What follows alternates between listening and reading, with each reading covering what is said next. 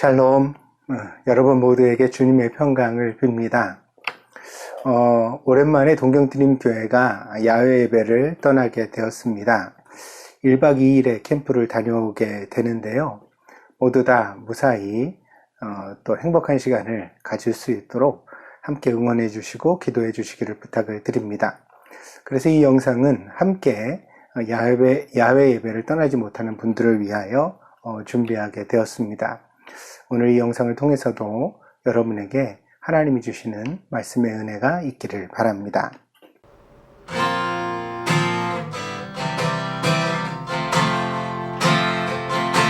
송축해 내 영혼 내 영혼아 거룩하신 이름 이전에 없었던 노래로 나 주님을 경배해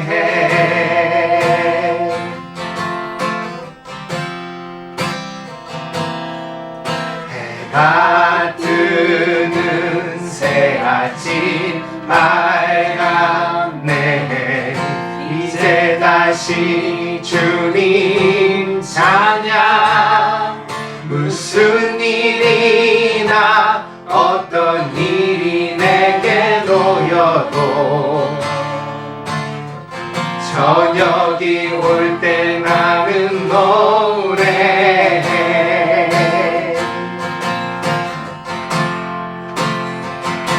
송축해 내 영혼 내 영혼아 거룩하신 이름 이전에 없었던 노래로 나 주님을 경배해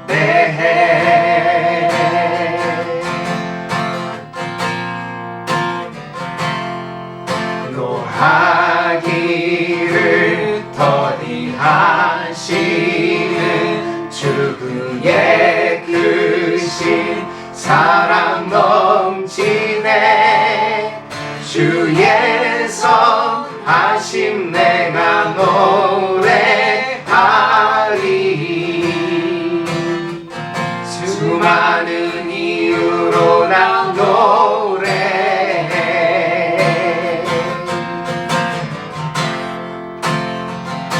송축해 내 영혼 내 영혼아 거룩하신 이름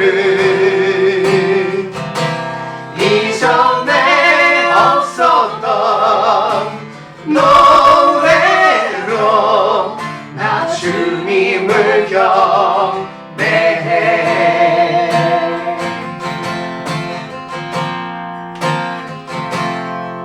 곧 그날에 나의 힘 다하고 나의 삶의 여정 마칠 때 끝없는 찬양 나 드리리라 수많은 세월 지나 영원히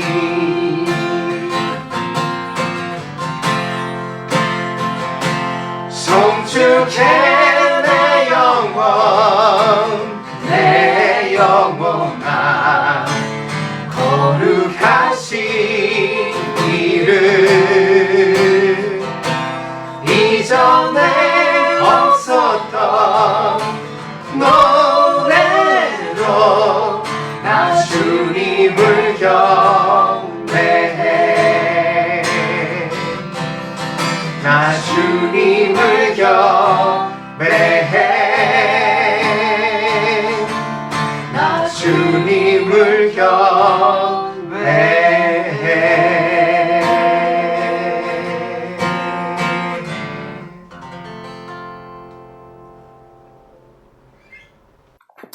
오늘 우리에게 주신 하나님의 말씀은 요한복음 4장 43절에서 54절입니다.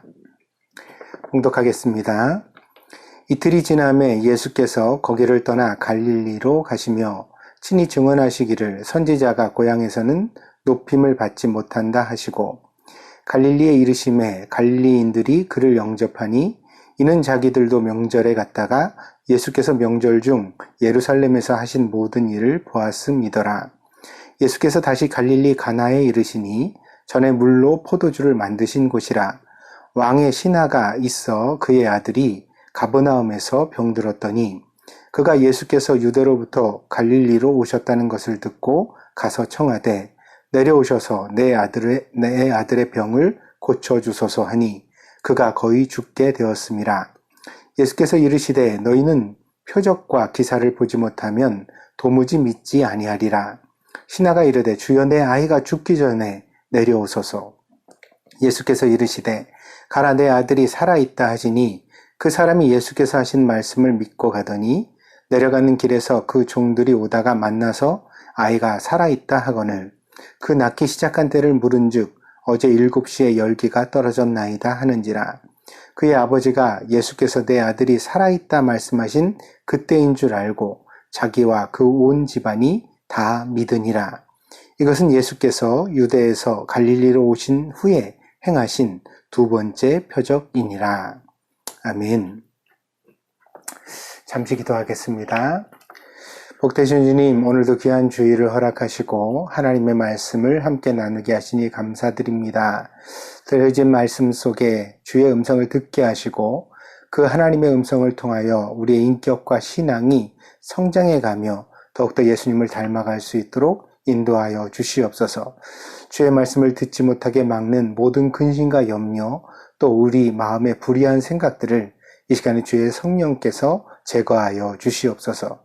함께 하시기를 간절히 원하오며 예수님의 이름으로 기도하였습니다. 아멘.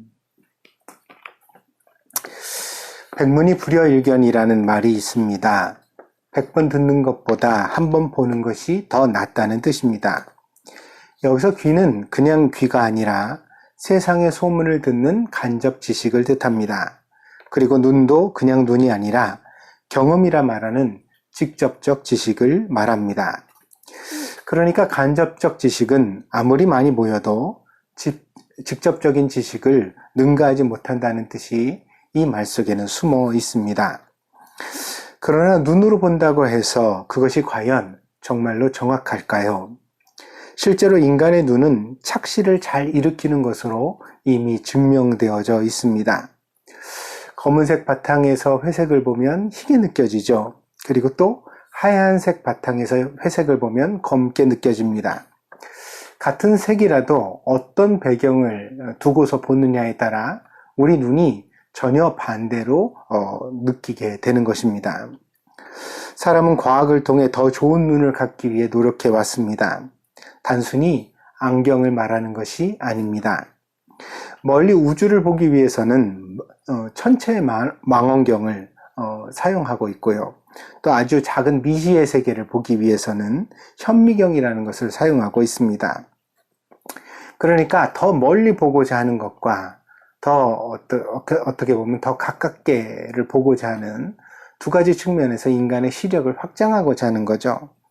그러니까 그 지향점은 다르지만 원리는 같다고 말할 수 있겠습니다. 그럼에도 불구하고 여전히 인간의 시력은 미완의 것입니다. 아직은 우리가 우주선을 쏘아서 우주 공간에다가 망원경을 설치하기도 하지만 그래도 아직 우주의 끝을 관측하지는 못했습니다. 또한 아주 전자현미경을 통해서 미시의 세계를 들여다보려고 하지만 양자의 세계에 대한 관측은 아직도 초보적 수준이라고 합니다. 인간이 보고자 하는 욕망은 끝이 없지만 사실 볼 수 있는 능력에 한계가 있다는 것, 이것을 우리가 자각해야 하겠다는 것입니다. 제가 여러분들에게 시력에 대하여 말씀을 꺼낸 이유는 우리 자신의 판단을 너무 과신하지 말자는 뜻입니다. 우리가 틀림이 없다고 생각하는 것들 중에도 사실 많은 것들이 틀림이 있다는 사실을 우리는 각오해야 합니다. 사람은 보기 원하는 것을 본다는 말이 있습니다. 보는 것조차 주관이 개입되어서 착시를 일으키는 경우가 많다는 것입니다. 그러니까 우리가 어떤 상황을 볼 때 거기 우리의 어떤 바램, 소망이 개입되어져 있다는 거죠. 그래서 우리가 원하는 대로 사물을 보고 해석하려는 그런 경향이 인간에게는 있다는 것입니다. 특별히 사람에 대한 관점에서 우리는 조심할 필요가 있겠습니다. 함부로 다른 사람을 판단하는 어리석음으로 인하여 실수하게 되는 경우가 얼마나 많은지요. 그럼에도 불구하고 우리는 성급한 판단의 함정에서 잘 빠져나오지 못하는 것 같습니다. 그래서 우리가 사람을 섣부로 판단해서 굉장히 큰 실수를 하게 되는 경우 앞으로는 신중해야지, 그렇게 하지 말아야지, 그래 반성은 하거든요. 그러나 그럼에도 불구하고 또 살아가다 보면 나도 모르게 어떤 사람을 굉장히 성급한 판단으로 정죄하거나 단정 짓는 경우가 굉장히 우리 자신한테 많다는 것을 발견할 수 있습니다. 이런 점은 우리가 조심할 필요가 있다는 것입니다. 오늘 말씀에 이와 관계되어져 있는 메시지가 교훈이 나오고 있습니다. 요한복음은 참 문학적으로도 또 기술적으로도 매우 치밀한 책입니다. 2장에서 이제 가나의 혼인잔치라는 그런 이야기가 나오게 되어지는데, 여기서는 그리스도께서 앞으로 선포할 하나님의 나라가 바로 이렇게 혼인잔치와 같은 어떤 잔치의 성격, 기쁨의 성격을 가졌다는 것을 우리에게 보여주거든요. 그러니까 하나님의 나라는 이런 것이다. 이것이 이제 2장에서 나타내고자 하는 메시지입니다. 그리고 3장에는 니고데모가 등장을 하는데, 우리가 지난주에 이제 설교로 함께 나누었죠. 아주 노쇠한 바리새인 그 선생이었던 니고데모를 통하여서 예수님께서 이제 거듭남에 대하여 설교해 주시거든요. 그러니까 이어서 생각하면 하나님의 잔치집과 같은 하나님의 나라에 들어가기 위하여서는 우리가 거듭나야 한다, 이런 메시지가 되는 것입니다. 그리고 이제 4장으로 넘어오면 오늘 우리가 읽은 이제 본문인데요. 이 4장의 전반부에는 사마리아 여자가 등장하여서 예수님께 예배가 무엇이냐고 묻습니다. 예수님께서 참된 예배, 신령과 진정 혹은 성령과 진리로 드리는 예배에 대하여서 예수님께서 설명해 주시는 것으로 되어져 있습니다. 그러니까 어떻게 되어져요? 2장에서는 하나님 나라가 무엇인지를 설명했고 3장에서는 그 하나님 나라에 들어가려면 반드시 거듭나야 된다, 이렇게 이제 말씀하시는 것이고, 그리고 4장에 와서는 그럼 거듭난 사람은 어떻게 살아가야 하느냐? 거듭난 사람의 삶은 예배에 초점 맞춰져야 된다. 참된 예배를 드리는 것이야말로 거듭난 사람의 가장 중요한 의무이자 특징이라고 설명하고 있는 것입니다. 그러니까 그 이야기의 연결 속에서 어떤 맥락이 있는 거죠. 그러면서 이제 오늘 본문의 이야기가 나오는 것입니다. 본문에 나오는 왕의 신하는 헤롯 대왕의 신하를 의미할 것입니다. 당시에 이제 로마 황제가 아니라면 이 갈릴리 지역의 분봉왕이 헤롯이었으니까요. 헤롯의 이제 신하를 말하겠죠. 그리고 이 왕의 신하가 예수님을 만난 장소를 특정하고 있는데 그곳이 가나입니다. 가나가 어디였죠? 아까 2장에서 혼인잔치가 있었던 곳이, 그래서 예수님이 물로 포도주를 만드셨던 곳이 가나라고 되어져 있잖아요. 그러니까 2장과 4장이 어떻게 상호 이제 장소적인 연결을 가지고 있는 것입니다. 이를 통하여 2장과 4장, 2장으로부터 시작된 내용이 4장까지 전부 다 하나의 덩어리라는 것을 이 성경의 저자가 우리에게 암시하고 있는 것입니다. 그런데 예수님은 사마리아 지방에서 고향인 갈릴리 지역으로 넘어가시면서 제자들에게 매우 의미심장한 말씀을 먼저 던지셨습니다. 그것이 오늘 본문 44절입니다. 친히 증언하시기를 선지자가 고향에서는 높임을 받지 못한다 하시고, 그냥 어떻게 보면 고향에서 대접받지 못하는 것을 푸념하는 것 같은 사소한 이제 어떤 이야기로도 우리가 지나칠 수 있는데, 놀랍게도 이 말씀은 사복음서 모두에 나옵니다. 그래서 마태복음 13장 57절, 마가복음 6장 4절, 누가복음 4장 24절에서 예수님은 같은 말씀을 하시는 그런 모습으로 등장하고 있습니다. 그러니까 매우 중요하다는 것입니다. 고향 사람들이 자신을 알아주지 않는 것이 섭섭해서 제자들에게 푸념하시듯 하신 말씀이 아니라 이후에 복음을 듣는 모든 그리스도의 제자들에게 주님이 이 말씀을 통하여 꼭 하시고 싶은 메시지가 있다는 것입니다. 예수님만 고향에서 대우를 받지 못하셨을까요? 아닙니다. 우리도 역시 그렇습니다. 기독교 역사에 지난 2000년 동안 이 일은 항상 반복되어 왔던 일이었습니다. 아무리 훌륭하고 위대한 사람도 그 출신의 학교, 지역, 가족에게는 늘 평범하거나 혹은 평범하지도 못한 그 이하의 사람으로 대접받는 일이 반복되어져 왔습니다. 특별히 하나님의 나라를 추구하고 거듭났으며 예배를 목적으로 살아가는 사람들에게 이것은 가장 넘어서야 하는 최초의 장벽. 그러니까 당신이 변했다고 해도 아무도 그 변한 것을 인정해 주지 않을 것이다. 당신이 아무리 그리스도인이 됐다고 해도 사람들은 여전히 이전의 당신의 모습으로 기억하고 보려고 할 것이며 평가할 것이다. 이것을 이제 이 성경 본문이 우리에게 말해주고 있는 것입니다. 본문을 보다 더 극적으로 자세하게 설명한 사람은 마태입니다. 그의 복음서에는 이 장면이 이렇게 길게 나와 있습니다. 마태복음 13장 53절에서 58절입니다. 예수께서 이 모든 비유를 마치신 후에 그곳을 떠나서 고향으로 돌아가사 그들의 회당에서 가르치시니 그들이 놀라, 그러니까 마을 사람들이죠. 그 고향 사람들이 놀라 이르되 이 사람의 이 지혜와 이런 능력이 어디서 났느냐? 이는 그 목수의 아들이 아니냐? 그 어머니는 마리아, 그 형제들은 야고보, 요셉, 시몬, 유다라 하지 않느냐? 그 누이들은 다 우리와 함께 있지 아니하냐? 그런즉 이 사람의 이 모든 것이 어디서 났느냐 하고 예수를 배척한지라. 예수께서 그들에게 말씀하시되 선지자가 자기 고향과 자기 집 외에서는 존경을 받지 않음이 없느니라 하시고 그들이 믿지 않음으로 말미암아 거기서 많은 능력을 행하지 아니하시니라. 마태는 예수님의 고향 사람들이 예수님에 대하여 한 말을 우리에게 전해주고 있습니다. 그것은 이 고향 사람들이 말하기를 우리가 그를 잘 알지 않느냐? 응? 그의 어머니가 누구고 뭐 동생들이 누구고 그의 가족들이 여전히 우리와 같이 살고 있지 않느냐? 그러니까 그들을 안다는 건 예수님의 유년생 시절도 잘 알고 있다는 거죠. 그러니까 너무 잘 안다는 거예요. 그래서 이 너무 잘 알고 있다는 동네 사람들의 표현은 뒤집어 말하면 그렇기 때문에 예수는 대단한 사람일 리가 없다. 응? 저가 뭐 밖에서 어떻게 우연히 뭐 명성을 얻었는지 모르지만 우리가 보기에 이거는 아니다.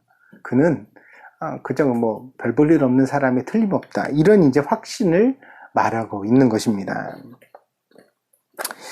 이 본문이 우리에게 전하는 바는 두 가지 메시지가 있다고 생각합니다.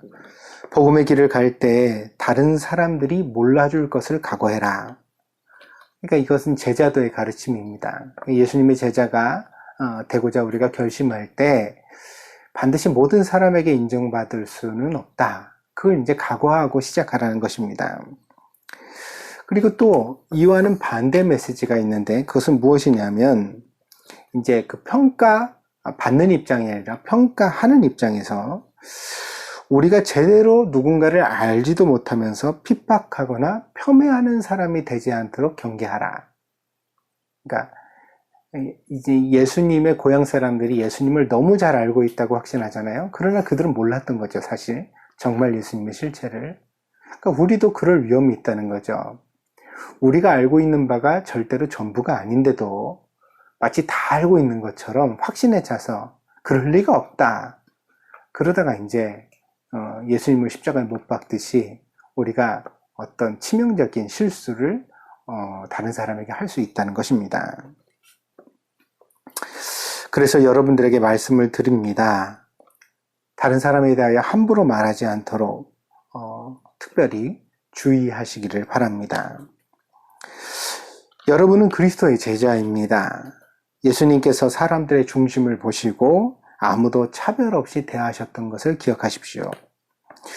우리도 예수님처럼 그렇게 할 수 있다면 참 좋겠지만 우리는 예수님과 같은 지혜와 안목이 없습니다. 그래서 다른 사람의 중심을 꿰뚫어 볼 수는 없지요. 그렇다면 적어도 다른 사람에 대하여 지극히 겸손한 태도를 노력해야 되겠다. 적어도 함부로 말하지 않도록 스스로 조심해야 되겠다. 이런 메시지를 오늘 본문 속에서 함께 나눌 수 있겠습니다. 그리고 이제 예수님께서 이렇게 들어가신 갈릴리 마을이 가나였는데 이 가나에서 왕의 신하를 만나게 됩니다. 이 왕의 신하를 만난 것은 가나지만 이 왕의 신하의 아들이 사는 곳은 또 가버나움이라고 소개되어져 있습니다. 가버나움은 갈릴리 지역에서 매우 번성한 도시였습니다. 그곳에서 이제 위중한 병이 들어서 이 아들은 예수님께 올 수조차 없었습니다. 때문에 이제 아버지가 대신 와서 예수님께 함께 그 아들을 방문해 주시기를, 신방해 주시기를 간청하고 있는 것입니다. 가나와 가버나움은 얼마나 떨어졌을까요? 이제 현대 알려진 바로는 약 34km 정도 떨어진 도시였다고 합니다. 그러니까 가깝지는 않죠. 34km 정도면 차를 타고도 한참 가야 되지 않겠습니까? 그러니까 위중한 환자를 안전하게 이송하기에는 당시로서는 무리가 가는 그런 거리였다고 할 수 있겠습니다. 그러니까 이제 아버지가 왕의 신하라는 어떤 권력을 가지고 있음에도 그 아들을 데려오지 못하고 자기만 온 거죠. 그러면서 반대로 예수님을 데려가려고 노력하고 있습니다. 이 아버지는 예수님을 재촉했습니다. 자기와 함께 빨리 가서 아들에게 손을 얹고 기도해 달라는 재촉이었습니다. 그런데 예수님은 이 요구를 거절하십니다. 오히려 그 자리에서 말씀하시기를 지금 내 아들이 살아났다 그렇게 말씀하십니다. 그런데 본문에 나오는 이 아버지의 훌륭한 점은 예수님께서 이렇게만 말씀하셨는데도 이 말씀을 믿고 자기 집으로 돌아갔다는 것입니다. 지난주에도 말씀을 드렸습니다만 성경적으로 거듭남 혹은 중생은 어떤 신비한 체험을 말하는 것이 결코 아닙니다. 그래서 내가 환상을 보았다든가 몸에 찌릿찌릿하는 신호가 왔다든가 갑자기 막 성경이 해석이 됐다거나 그런 어떤 신기한 체험이 사람에게 있을 수 있지요. 종교마다 이런 초월적 세계가 있습니다. 근데 이제 그런 것을 해야 우리가 거듭난 사람, 중생한 사람이라고 말하지는 않는다는 것입니다. 그렇다면 거듭남은 무엇인가? 그것은 예수님을 나의 구주로 믿는 것입니다. 구주라는 말은 구원자라는 말과 주인이라는 말이 결합된 단어입니다. 그러니까 예수님을 나의 주인으로 삼아 구원의 길을 걸어가는 것, 그것이 바로 거듭남의 의미입니다. 내 중심에서 벗어나 주님의 방식으로 바꾸라는 것입니다. 그래서 지난주에 설교를 아주 강하게 드렸는데 제발 좀 내 생각, 내 중심, 내 방식에서 좀 벗어나시라. 주님 앞에 좀 겸손하게 주님 뜻을 따르고자 하는 그런 마음을 가지시라. 그렇게 이제 설교를 드렸었습니다. 그게 이제 억지로 되지는 않습니다. 이것을 할 수 있다면 그것이 무슨 뜻이냐면 우리가 이제 신앙 안에서 거듭난 존재라는 것을 의미하는 것입니다. 이렇게 내 중심에서 벗어나 예수님 중심으로 바뀌는 것이 신앙의 길입니다. 본문의 아버지는 처음에는 예수님께 자신의 방식을 고집하고 있습니다. 죽을 병에서 자신의 아들을 살리기 위해서는 예수님이 직접 가셔야 하고 그 아들에게 손을 얹으셔야 하고 그리고 그 아들을 위해 할 수만 있다면 아주 정열적으로 하나님께 기도해 주셔야 한다. 그래야만 내 아들이 죽을 병인데 나을 수도 있겠다. 이제 이런 믿음의 모습을 이 왕의 신하가 가지고 있었던 것입니다. 그러나 예수님은 이 아버지에게 단지 말씀으로 충분하다라고 하셨습니다. 이때 구원받지 못한 사람은 주님의 방식에 대하여 불만을 토로하게 될 것입니다. 아무리 생각해도 자기 방식이 맞는데 왜 예수님이 따라주시지 않느냐? 왜 내가 말한 대로 하시지 않느냐? 그렇게 말하면서 심지어 분노할 수도 있겠습니다. 그 분노, 원한, 미움이, 그 감정이 어쩌면 불신앙입니다. 그렇다면 신앙은 무엇입니까? 예수님의 말씀에 잠잠히 순종하는 것입니다.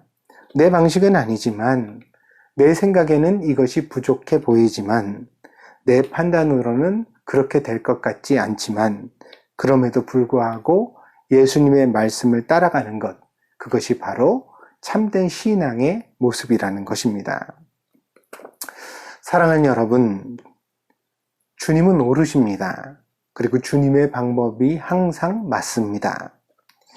여러분의 관점을 고집하지 말고 주님의 인도하시는 바를 따르고자 더 노력하는 여러분들이 되시기를 바랍니다. 그것이 여러분에게 반드시 더 유익한 결과를 가져올 것이기 때문입니다. 우리의 삶은 무수한 선택으로 가득 차 있습니다. 그 선택의 순간마다 우리는 겸손해야 하고 또한 용감해야 합니다. 아무것도 선택하지 못하는 사람은 자기 인생을 살아갈 수 없을 것입니다. 그러나 그 선택의 순간에 늘 기억하십시오. 보이는 대로, 느껴지는 대로, 남들이 다 하는 대로 선택하는 것은 결코 내 인생의 해답이 되지 않는다는 것을 말입니다. 여러분의 선택은 그리스도인이니까 늘 그리스도 안에 있어야만 합니다. 그러므로 말씀을 묵상하십시오. 그리고 쉬지 말고 기도하십시오. 여러분의 이성과 생각이 예수님께 복종하기를 늘 노력해 가십시오. 그러면 예수님께서 비로소 여러분에게 예수님의 길을 보여주실 것이라 확신합니다. 내 힘으로는 풀 수 없었던 문제를 주님께서 풀어주시는 경험을 많이 하는 여러분이 되기를 축복합니다. 이 믿음으로 모두 다 여러분의 인생에서 승리하기를 바랍니다. 기도하겠습니다. 복되신 주님, 우리는 너무 많은 선입감과 착시를 가지고 있습니다.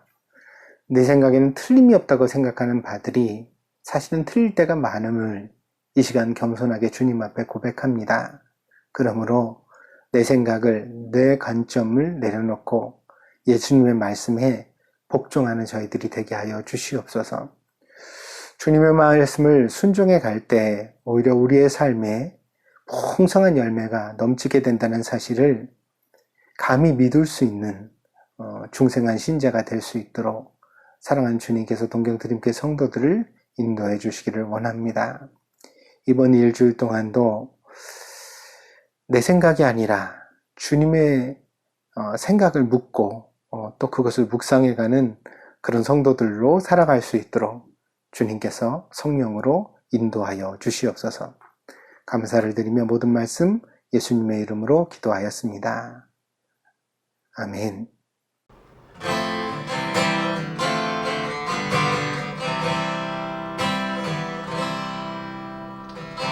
허무한 시절 지날 때 기쁜 한숨 내쉴 때 그런 풍경 보시며 다시 하는 분 있네. 그와 같이 너희를 버려두지 않으니 내가 너희와 영원히 함께하리라. 억눌린 자 갇힌 자 억눌린 자 갇힌 자 자유함이 없는 자 피난처가 되시는 성령님 계시네. 주의 영이 계신 곳에 잠자유가 있다네. 진리의 영이신 성령이 오셨네. 성령이 오셨네. 성령이 오셨네. 내 주에 보내신 성령이 오셨네. 우리 인생 가운데 친히 찾아오셔서 그 나라 꿈꾸게 하신 성령이 오셨네. 성령이 오셨네. 성령이 오셨네. 내 주에 보내신 성령이 오셨네. 우리 인생 가운데 친히 찾아오셔서 그 나라 꿈꾸게 하시네. 아무것도 두려워 말라. 주 나의 하나님이 지켜주시네. 놀라지 마라. 겁내지 마라. 주님 나를 지켜주시네. 아무것도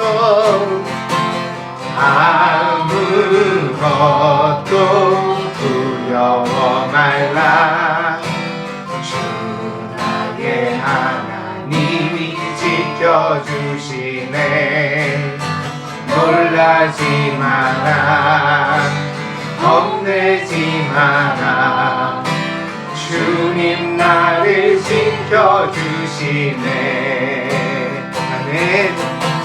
내 맘이 힘에 겨워 지칠지라도 주님 나를 지켜주시네. 세상의 험한 풍파 몰아칠 때도 주님 나를 지켜주시네.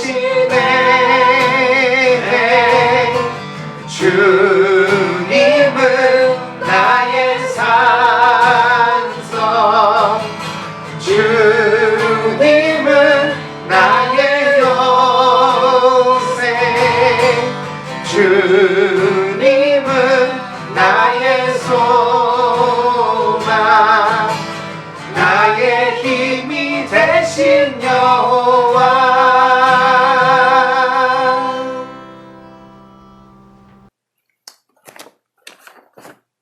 자, 여러분 모두 이번 일주일도 복되게 잘 지내시기를 바라고요. 장마가 계속되고 있습니다. 날씨가 좋지 못하면 컨디션도 좋지 못한데 건강에 유의해 주시기를 바랍니다. 그래서 모두 다 건강할 수 있도록 적당히 운동하시고 또 식사 조절하시고 또 하나님 말씀 묵상하면서 이번 일주일도 복되게 살아가는 여러분들 되시기를 바랍니다. 교회를 위하여 기도해 주실 때는 우리 연약한 지체들 위해서 꼭 기도해 주시기를 바랍니다. 우리 투병 중에 있는 최동현 집사님 위해서, 그리고 또 지난주에 안과 수술 받으셨던 유인한 집사님, 제가 방금 신방하고 와서 이 영상을 녹화하고 있는데 수술도 잘 되었고 잘 회복되시고 있답니다. 여러분 아무 후유증이 없도록 기도해 주시기를 바랍니다. 그리고 또 저희 어머니 이명희 권사님 위해서 기도해 주시고, 또 우리 최진웅 집사님 어머니께서도 투병하시고 있으니까 위하여서 함께 기도해 주시기를 바랍니다. 무엇보다도 우리 동경들에게 모든 성도들 모두 다 건강하시기를 바랍니다. 그것을 위해서 같이 기도해 주시면 감사하겠습니다. 다른 간구가 없으시면 잠시 기도하고 축도로 예배를 폐하겠습니다. 복되신 주님, 은혜와 사랑을 감사드립니다. 오늘도 귀한 주일 사랑하는 성도들이 각기 처소에서 예배 드릴 때 주님 그 중심을 받아주시고 성령과 진리로 드리는 참된 예배가 되게 하여 주셔서 거듭난 자의 삶을 믿음으로 살아갈 수 있도록 주님께서 사랑하는 성도들을 친히 인도하여 주시옵소서. 무엇보다 우리가 세상에서 인정받지 못할 때에도 늘 한결같은 믿음으로 주님을 영화롭게 할 수 있는 그리스도의 제자가 되게 하여 주시옵소서. 사랑하는 성도들을 위하여 빕니다. 부부가 서로 존경하며 사랑하여 살아가게 하시고 자녀들을 주의 교양과 훈계로 하나님의 말씀으로 잘 양육하게 하여 주옵소서. 일터에는 보람을 주시되 땀 흘려 수고한 것마다 합당한 결실이 맺혀져서 저들이 그 소득을 가지고 가정을 꾸리며 교회를 섬기며 가난한 이웃들에게 나눠줄 수 있는 복된 손길 되게 하여 주옵소서. 아름다운 관계의 축복을 주셔서 주변에 좋은 사람 많이 두고 외롭지 않게 하시고 늘 주님과 동행하는 복된 삶 되게 하시며 또한 주변의 사람들에게 하나님의 자녀로서 소금과 빛의 사명을 감당하는 복된 성도들이 되게 하여 주옵소서. 전염병과 전쟁의 소식으로 인하여 많은 사람들이 혼란을 겪는 이때에 사랑하는 주의 종들에게는 샬롬의 평강을 주시고 늘 주님을 붙들고 살아갈 수 있는 복된 성도들 되게 하여 주옵소서. 무엇보다 사랑하는 자녀들에게 건강함을 더하여 주시옵소서. 지금은 우리 주 예수 그리스도의 풍성하신 은혜와 아버지 하나님의 극진하신 사랑하심과 성령의 감화 감동 내재 충만하신 역사가 오늘 동경드림께서 함께 예배드리는 사랑하는 성도들 머리 위에, 저들의 가정과 직장과 학업 위에, 저들의 모든 인생의 여정 위에 지금으로부터 영원히 함께 계실지어다. 아멘.